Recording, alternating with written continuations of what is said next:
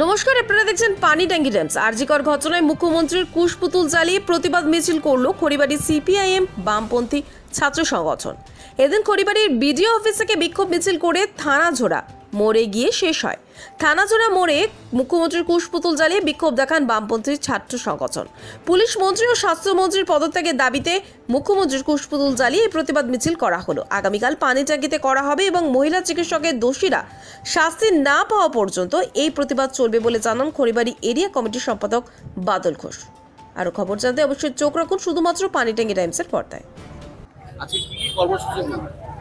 আমাদের আজকে মেইন কর্মসূচি হচ্ছে সেই আরজিকর হাসপাতালের যে দুর্ঘটনা মহিলাকে নিয়ে যেটা করেছিল সেই নিয়ে আমাদের এর আগে আমরা নাগরিক হিসেবে করেছি।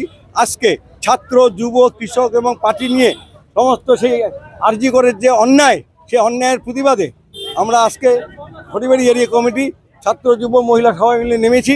মেইন দাবি একটি মাত্র, মমতা ব্যানার্জির আজকে স্বাস্থ্যমন্ত্রী, মমতা ব্যানার্জি পুলিশ মন্ত্রী, অথচ পশ্চিমবঙ্গের খাদ্যমন্ত্রী জেলে দুর্নীতির দায়ে, পশ্চিমবঙ্গের শিক্ষামন্ত্রী জেলে, তাহলে কেন স্বাস্থ্যমন্ত্রী এবং পুলিশ মন্ত্রী জেলে যাবে না দুর্নীতির দায়ে? আমরা এরই দাবিতে মেইন হচ্ছে স্বাস্থ্যমন্ত্রীর পদত্যাগ চাই, মুখ্যমন্ত্রীর পদত্যাগ নয়, স্বাস্থ্যমন্ত্রীর পদত্যাগ চাই, পুলিশ মন্ত্রীর পদত্যাগ চাই। পুলিশ মন্ত্রী এবং মমতা ব্যানার্জি এবং স্বাস্থ্যমন্ত্রী মিলে আজকে যে মহিলাটাকে যে মারা হলো, ডাক্তারকে, এই ডাক্তারের সারা পশ্চিমবঙ্গ, সারা ভারতবর্ষে, সারা বিশ্বে গর্জে উঠেছি আমরা।